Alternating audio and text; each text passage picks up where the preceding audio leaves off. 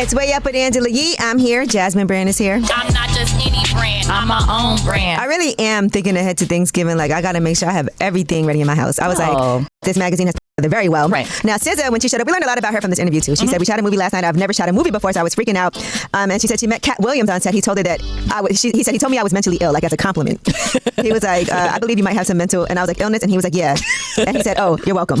I can envision that whole little back and forth. It's funny. Kendrick also said that he's learned that he can't identify with his performances on stage. He said, I can't hold my true whole identity to that person who's on stage, because if I did, that means I would judge every moment, every time I F up a lyric, every time I'm off key. It's too much to deal with. So he has a distance between the performer and the person. Sounds like he can detach himself. You know what's interesting? SZA also asked him about Not Like Us. I saw that. And what that means to him. And so his answer was pretty interesting. And he said, Not Like Us is the energy of who I am, the type of man I represent. This man has morals, he has values, he believes in something, he stands on something, he's not pandering. He's a man who can recognize his mistakes and not be afraid to share the mistakes, and can dig deep down into fear-based ideologies or experiences to be able to express them without feeling like he's less of a man. Okay. So that was my answer would have been more shallow. What? Like it's a Drake diss song. That's what I said. I mean, it's that too. Yeah. And she also asked him about whether or not he is angry, as far as being like an angry person, not coming from her, but because she knows him personally. And he said, I don't believe I'm an angry person, but I do believe in love and war, and I believe they both need to exist. I feel it. You see, the last time he cried was 2022. Oh yeah, when he came on stage. Yeah, that's 2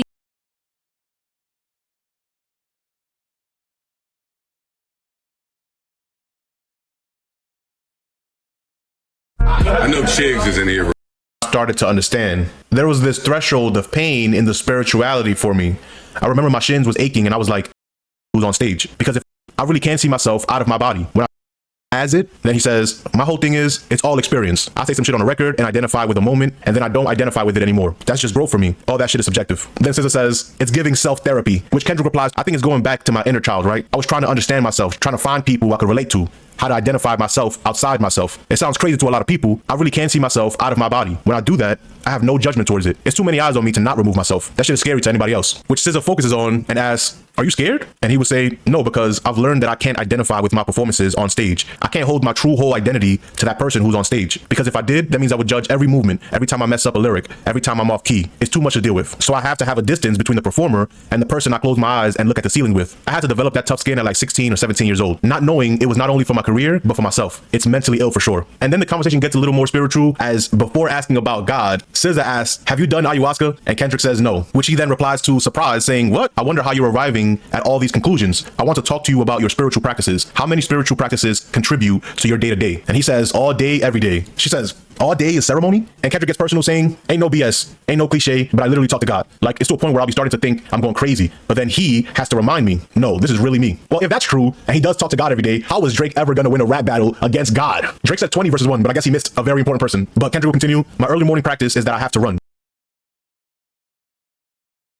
When I started running, that's where I started to understand. There was this threshold of pain in the spirituality for me. I remember my shins was aching, and I was like, I got 1 mile to go. Then I get whispers and downloads and start talking about shit that I want to know about. And next thing, I'm 3 miles in, 4 miles in. I wake up and do it every day. She says, loss of self, you have to break yourself. And he replied, I have to. And then SZA would try to dig deeper into his internal creative and spiritual practices. As she says, I'm grateful for the God tea. Sidebar, what do you feel like your top 3 contributing factors to self-transformation in the last few years have been? And he says, the power of honesty and being honest with myself, perspective about the person sitting across from me, and learning that vulnerability is not a weakness. That last one probably been one I'm still developing. To that, SZA will ask which one was the most difficult, and Kendrick will talk about his childhood and how there is no growth without vulnerability. He says the last one was most difficult. She says why? And he replies, we talk about our childhood. I hate going back to that. It's traumatizing. My pops, he was tough. He was militant. As far as every day, you are expected to go to work, take care of your family, get back up to do it all over again. Being a man type shit, right? And he never showed no weakness. He never showed any emotion that could garner a one-up from the person sitting across from him. And I learned to experience that, not knowing I had the same traits, right? But for what I do, there is certainly no growth without vulnerability. If I understood the power of vulnerability earlier, I could have had more depth and more reach to the guys that was around me in the neighborhood coming up. You know, our parents, they never had these outlets to express themselves the way they wanted to. I've always looked at us as somewhat of a beacon of hope for them. I've always wanted to know, how does your mom feel about your self-expression? He would ask SZA. SZA would give a story about how her mom grew up and how SZA was able to give her mom freedom through her music. And Kendrick said, you did give her freedom. And SZA says, and she gave it to me. But she would turn that right into, when was the last time you cried? When was the first time you cried? And Kendrick would say, I would say the last time I cried was probably on Mr. Morale on the Mother I Sober record. It was deep for me. SZA would ask, would you say you've done more crying recently than you have in your life? He said, now? Yeah, I have to. She said, it's cleansing. And he replied, it might be easier for you though. Which SZA replies to, I cry all the time. I'm gonna cry right now because that's just beautiful. Wait, you didn't tell me. What was the first time that you allowed it to happen? Which then Kendrick says,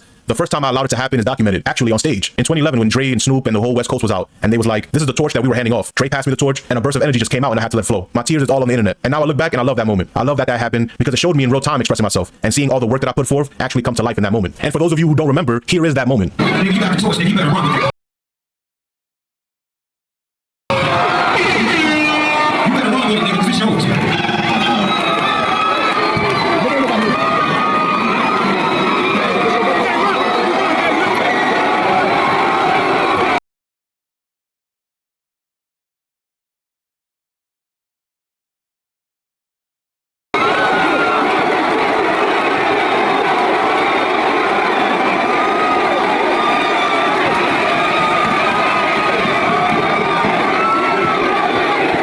couple more questions, she would get right into the real question that we all want to know. Can I ask you a hyper masculine question? You can also tell me to shut the F up. What does not like us mean to you? He would laugh and say, not like us? Not like us is the energy of who I am, the type of man I represent. Now, if you identify with the man that I represent, SZA would cut him off saying, break that man down for me. And Kendrick was saying, this man has morals, he has values, he believes in something, he stands on something, he's not pandering. He's a man who can recognize his mistakes and not be afraid to share the mistakes, and can dig deep down into the fear-based ideologies or experiences to be able to express them without feeling like he's less of a man. If I'm thinking of not like us, I'm thinking of me and whoever identifies with that. SZA says, now, can I say something else?